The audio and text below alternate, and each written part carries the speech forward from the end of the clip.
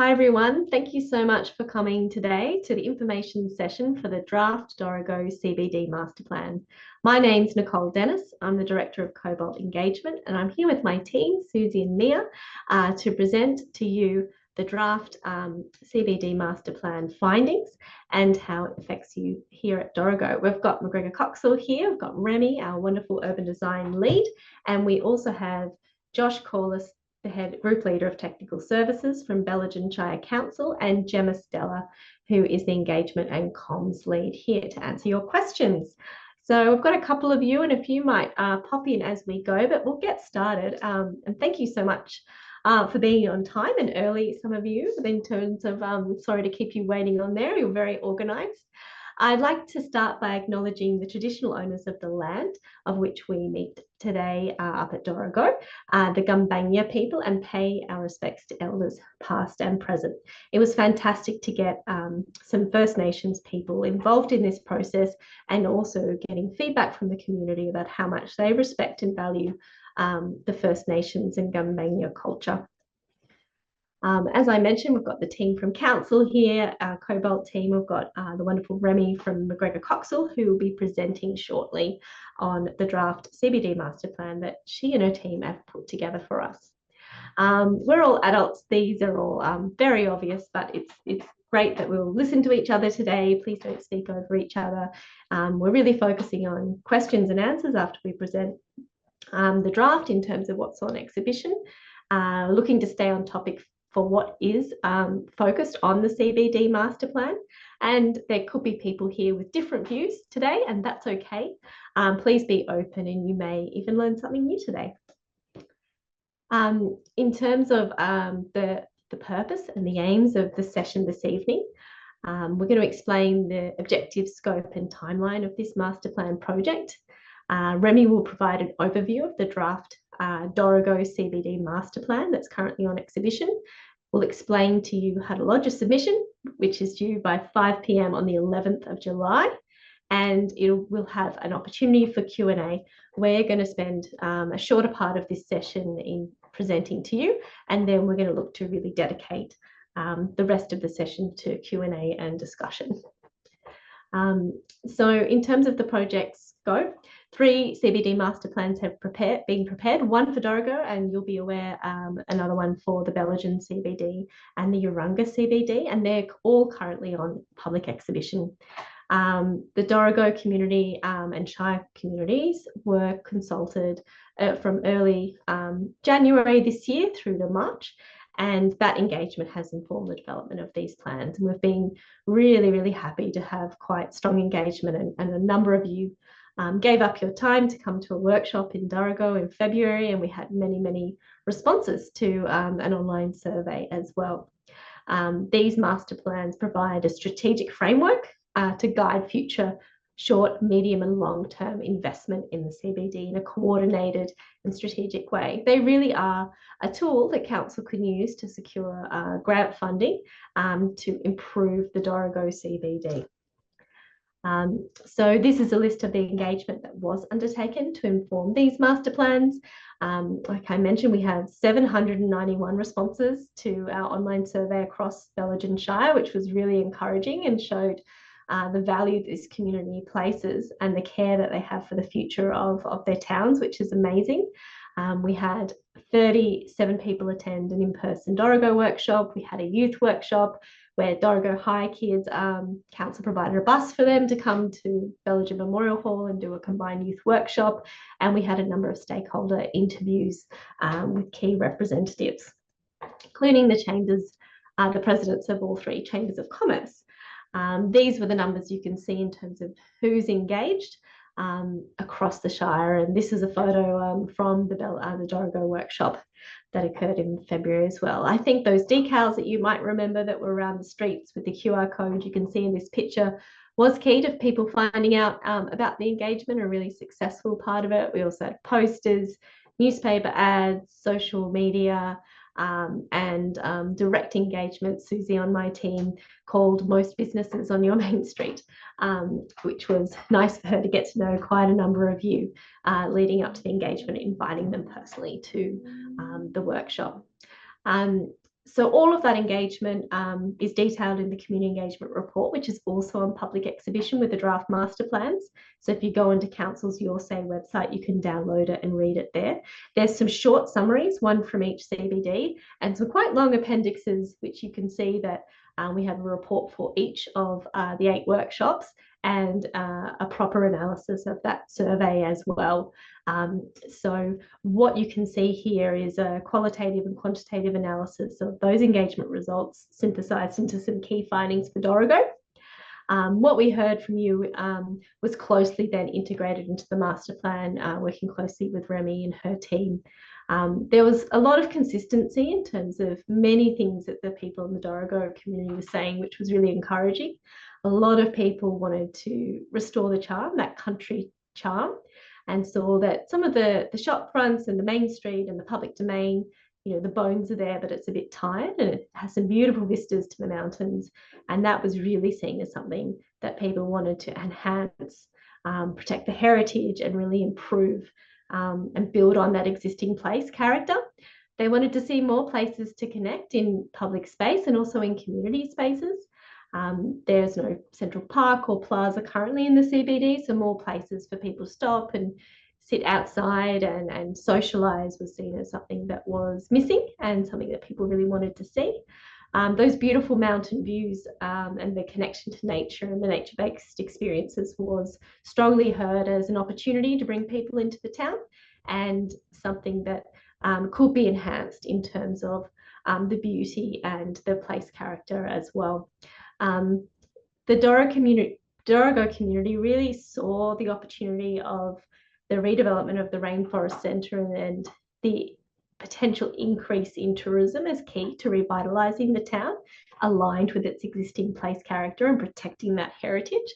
They really wanted to welcome visitors to stay a little bit longer than maybe just an overnight in their RV or a night at the caravan park. They wanted to see people come and spending more time in Dorrigo and supporting the local businesses as well. That's really key. Dorrigo has a great community and loves its local businesses, and many people suggest opportunities for them to work together to ensure that their shops open somewhere to eat every day, and that there could be some improvements with getting some consistency to the main street offer as well. In addition to that, they wanted to see more safer opportunities for walking and cycling. And that related to improved footpaths, lighting, cycleways, and shared paths as well. And the community also wanted more general walking tracks out of the town. And I think a shared path to the Rainforest Centre is an idea that is also supported. So these key moves, if you look through the master plan, you can see where the key actions relate to these key things in that table. So go and have a look and you can see that this master plan has really listened to what you have set through the engagement period, and it's been a really, really valuable a process for you to give your time and your information into the development of these master plans. So thank you. You can see we're nearly there in terms of finalising it. These draft master plans will be on exhibition until the 11th, and that's when your submissions are due. There will be then an opportunity for some changes based on those submissions to be made before the final master plans are adopted by Council. Cobalt Engagement will be preparing a submissions report, and it will be presented to Council and McGregor Coxall, and there will be an opportunity to make changes. So please write a submission. It's great when there's definitely areas for improvement or things you think that have been missed. You can identify them, but also please suggest and share things that you think were great or you thought should be a real priority. Getting the positive and critical feedback is an important part of the process as well. So now we've got Josh from Council. Actually, I'm just going to, I think that's it, don't you think? Should I? I think that was great. Yeah, and then I'll just cut to Remy and they don't, okay. Yeah, well, I'd like to hand over now to Remy Ellis from McGregor Coxall, the lead urban designer in this master plan, and invite her to give us an overview of the draft. Over to you, Remy. Thank you. I won't spend too long talking about this because Nicole has given a very good overview of what we heard from you when we spoke last. This also takes into account some of the other things that we picked up from discussions with council, but also from the couple of times that I have come up to Dorrigo and walked around site. I think it's really important when you're working through one of these processes to actually get out and experience what it's like to be in a place. There's only so much you can get from Google Maps. Some of the things that we did here and that we did observe as well is around I suppose there are some really beautiful trees in Dorrigo, but a lot of them exist outside the centre of town.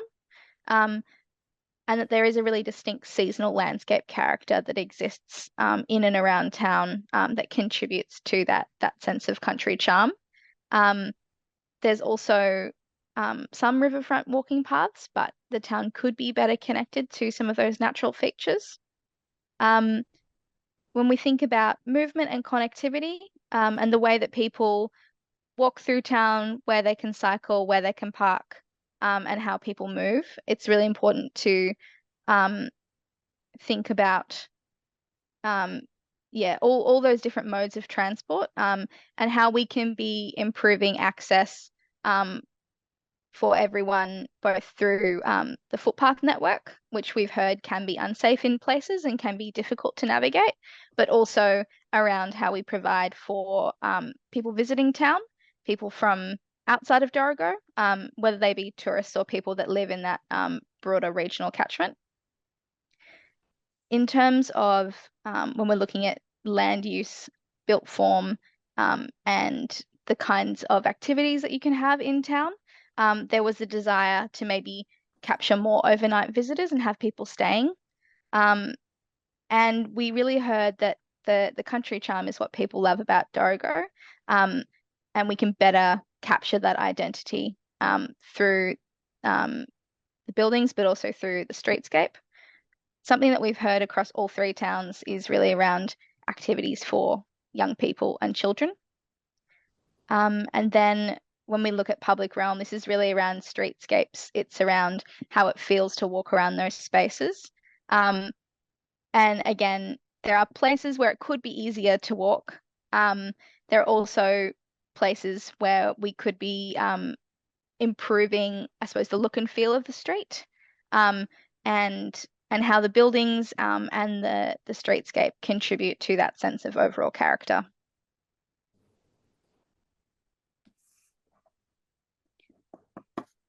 So this next slide talks about an overarching vision for Dorrigo, and it breaks it down into three what we're calling key moves or key pieces, key elements of the master plan strategy. So that vision is to stitch into the regional tourism opportunity to regenerate Dorrigo as a heritage country town through an enhanced public realm and expanded accommodation opportunities. And when we break that down, that turns into an enhanced public realm and an activated street along Hickory Street. It's around bringing that really beautiful country character from the landscape that surrounds Dorrigo up on that plateau, the rolling hills, and that sort of rural hillscape, but bringing that character into the town through improved streetscapes. And it's about then enhancing the built character that you've got and celebrating the heritage of Dorrigo as well.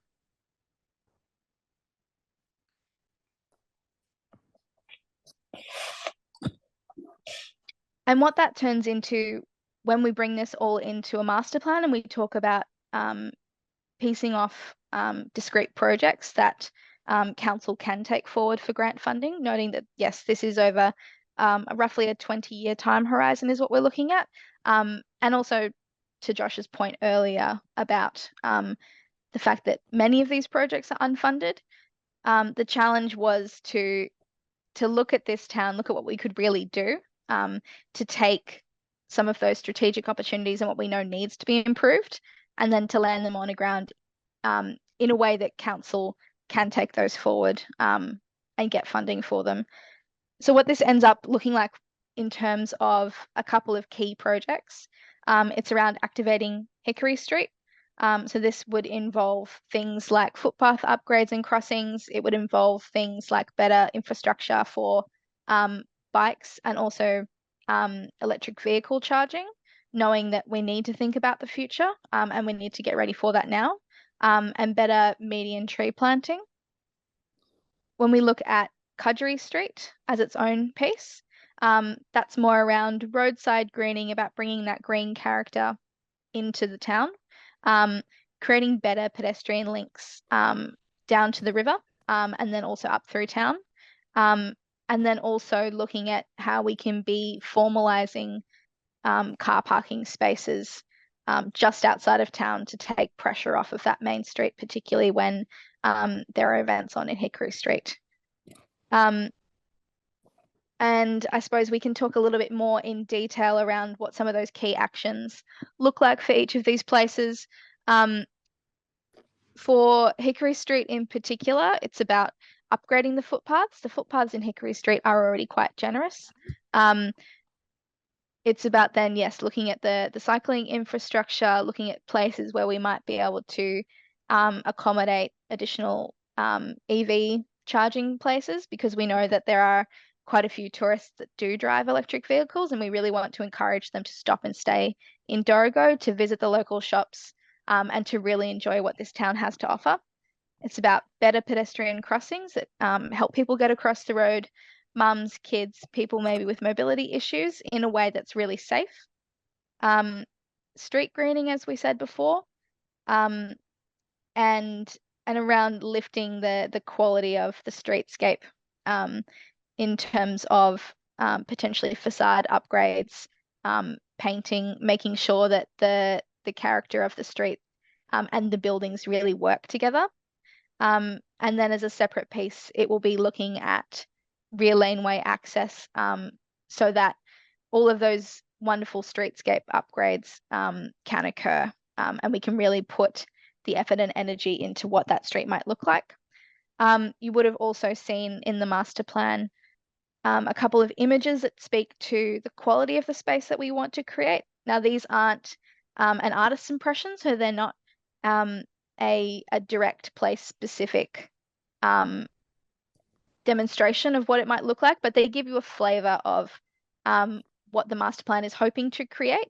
And the idea is that council would be able to take each of these projects forward with these character images and with the plans that have been put in place as almost a design brief to help them get funding in the first instance, but then also to provide guidance around what the community expects and what the quality of those spaces could look like.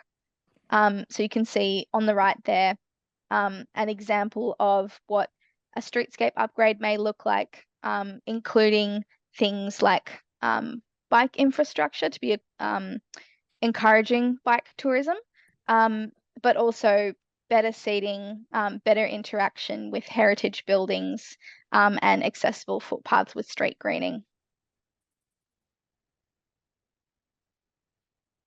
When we're talking about footpath upgrades, what this really does is gives us the ability to provide opportunities for outdoor dining. That was something we heard really strongly, is that people love being outside and would like to be able to eat outside as well.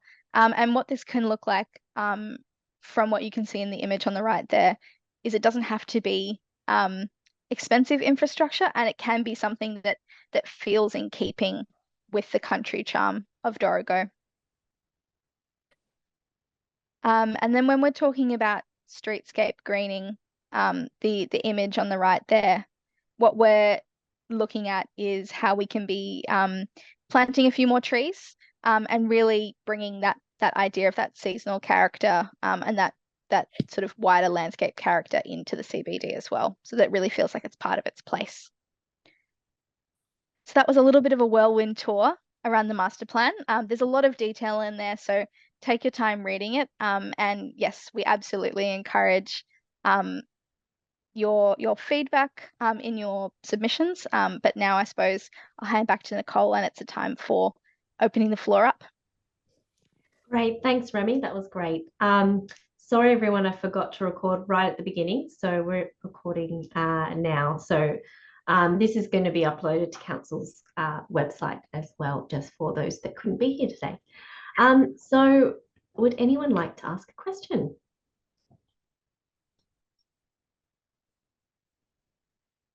Yeah. Do you want to start? Yeah, go, John. You go. Go ahead.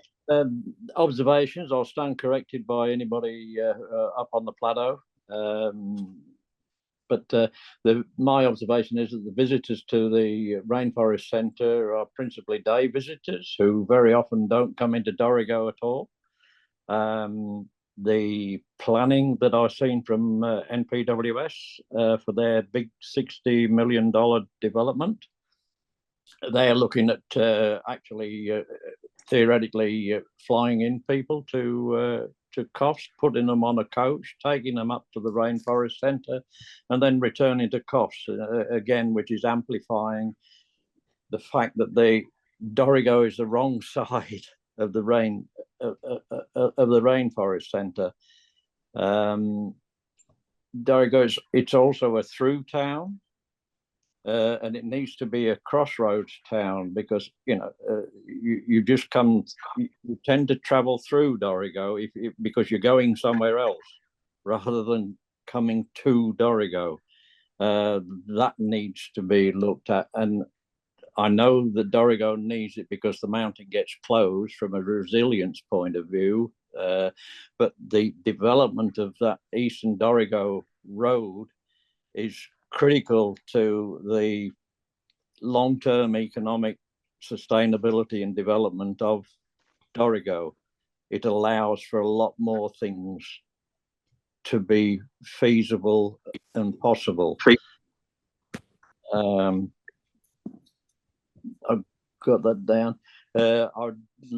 Going on a wider shire thing in which Dorrigo is an intrinsic and essential part, I'd like to see the shire being marketed as a botanic shire, which would then fit into it makes it a USP, a unique selling point for the Bellingen Shire, and can be for the individual centres within it.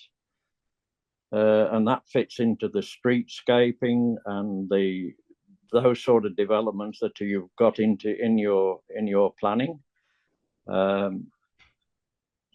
There's a great potential with the development of the Rainforest Centre for an outreach tertiary education development. Then that would be based in Dorrigo. It would be where the students are. And you would need the lecturers, you would need the support services. In other words, you have a generator there based on tertiary education, where you're offering sort of education as a driver. Yeah, that's a great idea, John. We look forward to making sure you get all that into a submission. What we're focusing on just for the next half hour is mainly questions, as well as your observations, which are fantastic and really, really interesting. So we hope that we will see all very tolerant. We've been very tolerant. Thank you. Yeah. Do you have anything you'd like Council or Remy to clarify on what you read?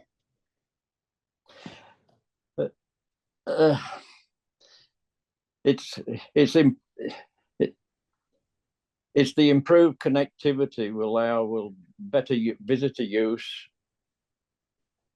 of what's there. Yeah.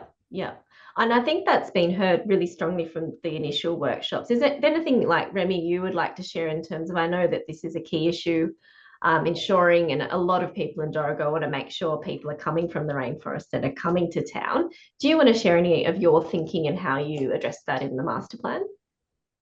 Sure. I'd be happy to, and then I might also invite Josh from Council to speak on that as well. I think what you've raised is absolutely something that is really critical. It's something that we've heard from yourselves. It's something we've heard from Council, and we completely agree that better connectivity to the Rainforest Centre will be key to Dorrigo's success.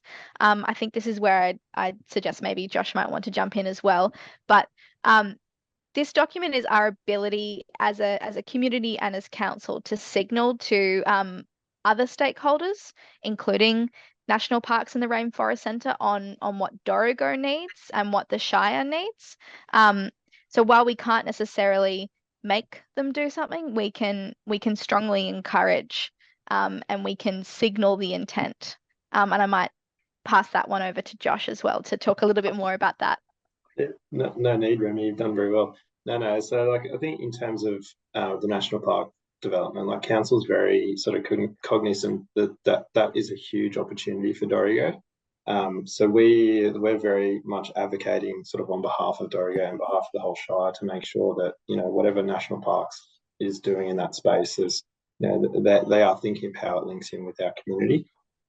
So look, we're in conversations now, just even little things like, you know, trying to get a shared path from Dorrigo out to the Rainforest Centre and things like that, which will encourage sort of that day visitation to Dorrigo as well as the National Parks Rainforest Centre, and not like John was saying in terms of going to the Rainforest Centre and never quite making those last few kilometres into the town itself. Yeah, great.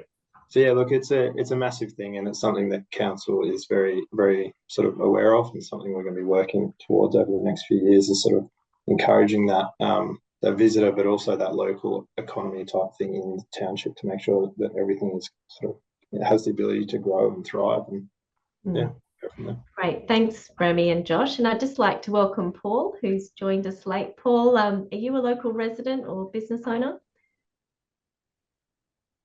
You are on mute. Anyway, you're welcome just to observe, but if you want to...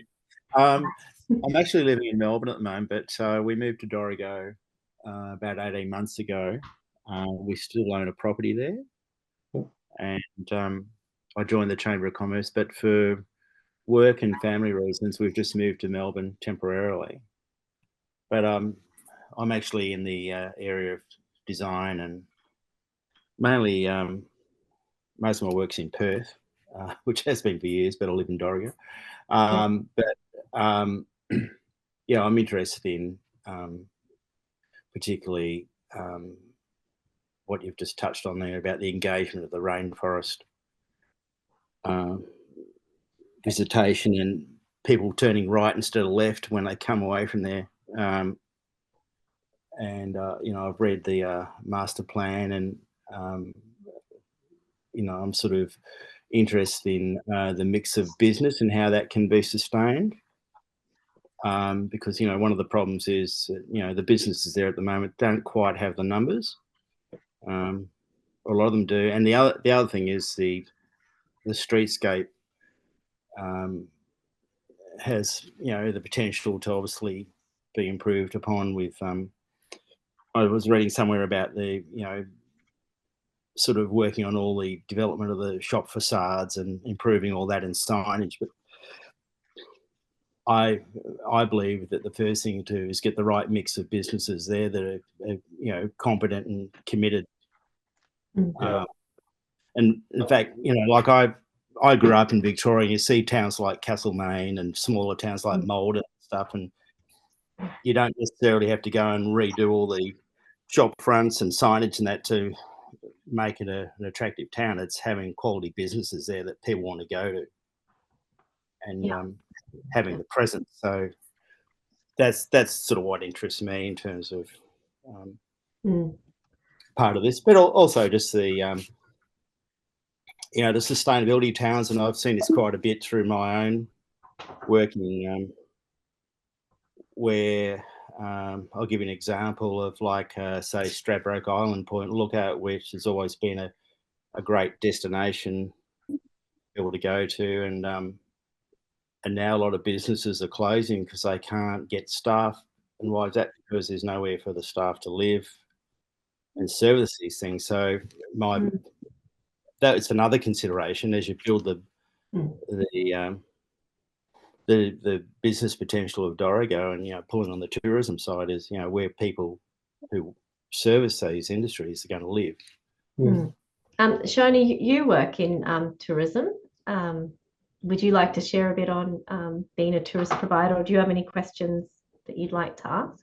I don't really have any questions, but I can probably say I think there's probably so many tourists that we are capturing, because I guess At Denga Falls Lodge, we're able to we capture quite a few overnight visitors, but we don't seem to get them to stay very much longer past that. So they're quickly here, they stay here, they go out to the Rainforest Centre, have a quick look around, and then they're gone straight up again the next morning. So that's pretty much I find. Or if they are here a bit longer, even with the oak tree, well,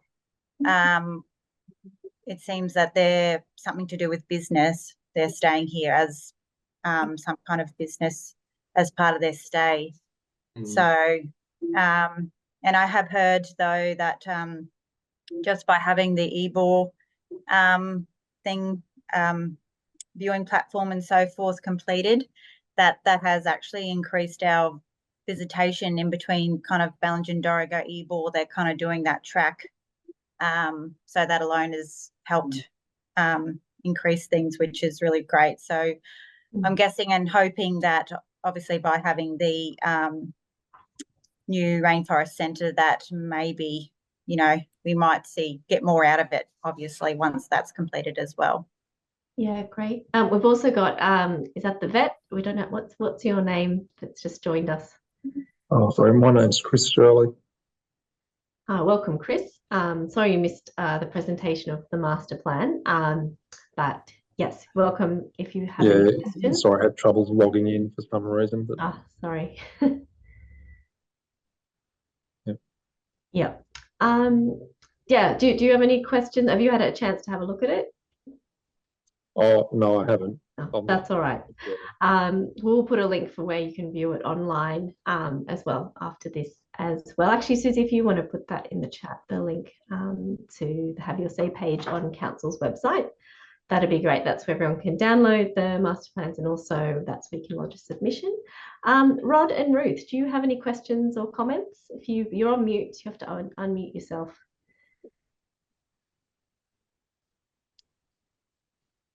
And I'll click that. It should ask you to unmute. Did that pop up? Here. There you go. Is that right? Yep, that's it. We can hear you. Yeah, just some comments. I think since your visit here, a few things have happened. We now have an EV for the cars that are coming through. We've got that in the Coronation Park, as you call the log park, I think you call it. But there's it's there for, Josh will probably know, but I think it's for 2 cars there to be there to charge them. A couple of other things. Recently, this last week, 2 shops have, or 2 shopkeepers in town have joined together, and from Hickory Street, and they're keeping their shop open 7 days a week. One lady up the road is coming for 4 days, the other day for a couple of days, and then we've got art centre in it for the weekend and that. So they're their businesses are coming together all in one spot, which hopefully will leave it open then for people to eat and that in that one area. And then we'll also be showing the art. Great. So I think that's an improvement. How did that get organised? Have you been meeting in the Chamber of Commerce and raising some of these issues? I don't know about that. Josh would probably know that, or Shona might know. She's on the chamber. But the other thing is that people will be pleased to know that they're working on the store on the corner, the one that's very dilapidated with the old wares in it. So our local chap has been doing the roofing and that there. So hopefully something will progress on that store. We've been waiting for 20 years, but anyhow, it looks promising. Oh, that's good. That's really good.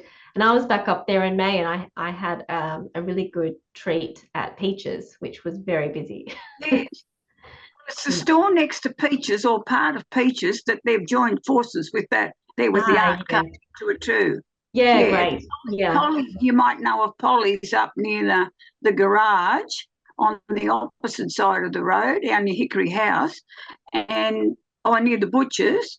and then she's joined with the Cheeky Sparrow for that business there to join up. And now there's art going in. I think it's this week's it started. Yeah, great. Well, that's really encouraging. Is businesses leading what they can do and working together, I think, to make the whole town a place that people want to recommend to people to come and stop and stay locally as well. That's amazing. With the young people, what about what's happened? Have they got anything to do about the skate park? You got any suggestions about that? Yeah, Remy, what were you looking at for the skate park area? Yeah, so I think that's one of the pieces that falls just a little bit outside of the area that we're looking at. But I think the key one was really around improving safety and access to places like the skate park and make it really, really easy for kids to get around and connecting up the places that they like to go. We heard a lot as well from a couple of locals around pedestrian safety and the ability for kids to have that sort of independence and autonomy and be able to move around by themselves. And I think the other thing that we looked at was, yes, we did consider, I suppose, the use of that area around the skate park and what we could do. But I think the decision was made that the skate park is actually in a really great location. It's more around, enhancing those connections and enhancing really what's there at the minute and making it safer and a bit more well overlooked and connecting it back in with the rest of town and making it really feel like it's part of town. Because it's pretty important. The young ones around town have been trying to get something there for some time and it upgraded. Yeah, absolutely, Ruth. And that's something we heard a lot from, especially when we did the youth workshop, is they just want places to, quote unquote, hang out. And, the skate park and things like that definitely came up. So, look, I think an upgrade of the skate park is certainly something that's made the action list. I think it's action 5.1 or something in the master plan. Look, like I said, can't guarantee when it'll happen, but it is on council's radar that, we know that the community, especially the youth, are after these things. Yeah, great. And that's the other thing is the ecotourism. It's Bellingen Shire is an ecotourism shire now, probably since you were up here. Yes. So Joss is probably able to fill you in on those things, or you possibly know that. But there's some of the things that have improved a little bit.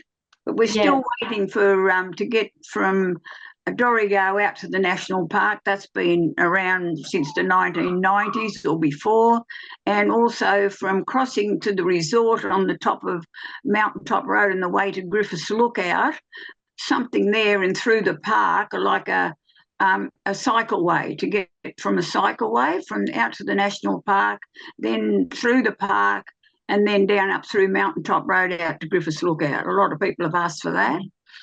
But I've noticed there are a lot more tourists that come to Griffiths Lookout are staying here longer. They're getting away from all the people on the coast. They find that they prefer now to come to Dorrigo because it's quieter. It's more like Mullaney used to be before all the tourists came. That's what they all tell me. Yeah. So there are a few positive things I've been getting. And we had a coach tour today came through with 23 people and at the museum, and they thought it was great. Yeah, fantastic. Oh, it's good to see there's already been so much positive change in just a couple of months. So that's fantastic. Any other comments or questions from anyone here today? Yeah, just one final thing. You've been talking about footpath, cycleways and these sort of things. Have a consideration to making them circular so that you're not coming back the same way you go. And that Dorrigo is on that circle, so that you're transiting Dorrigo. No matter where you start, I mean, you can start and finish in Dorrigo, but if you start at the Rainforest Centre, then you transit Dorrigo on your circular path with your bike ride or your walk or whatever it is. You need to link the town in. Yeah, Yeah, that's a really good point. And I think, Remy has got in there on the master plan, it being, is this a bike culture? People do these pack rides and hikes, and getting that shared path to the rainforest centre is really key. But you're right, it's better to do a circle than go there and back. So I think, Remy, did you want to speak to any of those strategic links? Yeah, I can. Yeah, I think that's a really good point, and I think we know that when people go for walks, particularly around sort of more regional towns, that idea of like a loop or a walking track is something that's really popular, gets people not just through town, but down to some of the kind of key features, and links a whole bunch of things up. And it's also something that we heard from the kids at the youth workshop as well, is really wanting a loop walk. I think Josh can probably speak to, I suppose, where the scope of the master plan starts and stops, but absolutely that's something that was considered in this process and has been alluded to, not necessarily explicitly called out in the master plan. It's a fantastic idea, and absolutely is something that we thought about during that process. Yeah, look, absolutely. I think like if you do have a look through the master plan, there's a walking trail network is sort of outlined as one of the key sort of focus areas for Dorrigo, and it is definitely around that sort of the idea of that circular type walks, and not just the in and out sort of there and back type walking sort of part. So yeah, look, it's something that council's definitely heard, and yeah, it sort of holds true amongst all of our communities, which is good. So. Yeah. May I just quickly ask? Yeah, sure. What's being proposed in terms of advertising and promotion for the area to try and drive any tourism and development? Because we had, when all the fires were on back in 2019, the one thing we really actually needed then was some advertising and promotion to help the businesses then, and it never really happened. Yeah, for an area with such unique attractions, it's bugger all promotion of the area goes on. Yeah, look, it's probably a question that falls slightly outside these CBD master plans, but council has recently done a branding strategy, which sort of outlines how we as a council sort of advertise the Shire and its surrounds and things like that. So I probably encourage you to have a look at that. It's available on our website. I can probably touch base with you after this and send you a link to that one as well. But yeah, definitely it's sort of a key focus is, like we said, we're an ecotourism destination now, so it's about embracing sort of our natural beauty and things like that, and sort of setting us aside a little bit from some of our neighbours. So yeah. And I can actually say also we just took part on Sunday with Chris we had a photo shoot with the Bellingen Shire Council of some of our areas because they're starting to do all the promotional, do a new tourism website and so forth, and other promotional media to start showcasing the Shire. So they are actually starting to do something with that. So yeah, which will be good. Yeah. You also have some wonderful and fantastic gardens up on the Dorrigo, which could lend itself to having an open garden weekend or building around the horticultural side of Dorrigo as well as the eco side of Dorrigo. Yeah, fantastic, especially with all those beautiful flowers and trees. Jem, do you want to try again? We couldn't hear you before. No. Or maybe just turn up. You might need to just check your sound settings in Zoom. Oh, there you are. What about now? Yes, that's it. Yes, sorry. Yes, I work in the comms team for the council. Yes, we are doing a massive campaign on our tourism stuff at the moment. As Shona mentioned, we're revising all of our new photo library. We're creating a website that'll be launched on the 10th of July, which is going to be all of the different businesses around the area to promote tourism to the area, which will look at our food offering, our attractions offering, and all of that. So we've created all that stuff. we have quite a big focus, and we also, an ad campaign is coming out in the next month or so, which will really highlight how beautiful the area is, and the businesses and that kind of connectionness that happens across the kind of local welcome to the Shire type messaging. So yeah, so that's all being considered. Oh, it sounds fantastic. So much has already been happening in just a couple of months. So it's really good. And that sounds like that website will be launched the day before submissions for this master plan project are due as well. So any other comments or questions from anyone? Yes, Ruth? I've just got one. Chris or Shona might know more about this than me, but they've got the mountain goats, sort of the runners that go every Tuesday night. That's also started up since you were here, and they run around town and go out to the pathway that the Shire's put in out to Danga Falls, and they go around town, and it's the young and the not so young that joining in on that and having a great time, and got T-shirts that says Dorrigo Mountain Goats, and so it's pretty good. Maybe you have to get them in your ad campaign, Gemma. Yeah.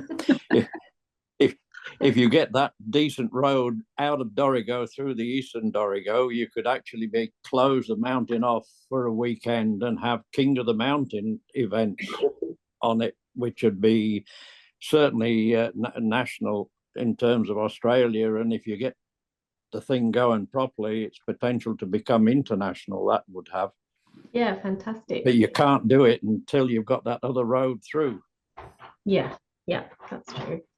But a comment on that, we need it through Cascade, not the Eastern Dorrigo road that we've got now, because we'll have to get buses onto it. So Yeah, we need to have it through Cascade through to Coss Harbour from Dorrigo. Yeah, you would know that better than I do, Ruth. Thank you. As you know, Ruth, that's something that we're council sort of actively advocating for the Transport for New South Wales, funding to do that sort of stuff. So yeah, fantastic. Any other questions or comments before I look at how to do a submission? I think everyone's pretty good. So has anyone written a submission to council before? Has anyone written one? How many have you written, Ruth? Ruth, I wanted to, how many have you done, Ruth? How many this week? I don't know. I haven't got enough hands, have I, Josh? Yeah. This is a QR code that takes you to that link that actually Susie put in the chat. But if you go into that link through the QR code or into the chat, there'll be Council's Have Your Say webpage where you can download all the documents. And then you can make a submission straight through that webpage, or you can email it to this email address here, or you can type it up or handwrite it and post it to council. It will need to arrive through the post or dropped off by 5 p.m. on Thursday, the 11th of July, though, so just keep that in mind. We do prefer you don't handwrite it, because our student Mia will be typing that up. Yeah, but if that's comfortable to you, we can accommodate all types of submissions within those three types. I hope that's straightforward. If you've got any questions, you can email that email as well, or Gemma's email is on there too if you need some support or have any access requirements with recording a submission. If literacy or typing or any computer access is an issue, please give council a call and they can assist you to record a submission. Great. Well, I think that's it. Thank you so much, everyone. It's great to hear how wonderful Dorrigo is going along. It's such a beautiful country town, and already so many changes since we were up doing our initial workshop in February. And I look forward to coming back, potentially staying at Danga Falls, and I don't think I'll be joining the mountain goats. I wanted to do a walk last time I was there, but it rained the whole weekend, and I just ate pastries at Peaches instead. But still, it was really nice to be there. So I look forward to coming back on holidays as well. Thank you so much for your time. Thank you to Josh and Gemma from Council, and Remy from McGregor Coxall, and Susie and Mia from Cobalt Engagement for assisting to put this all together. And I hope you all have a wonderful evening.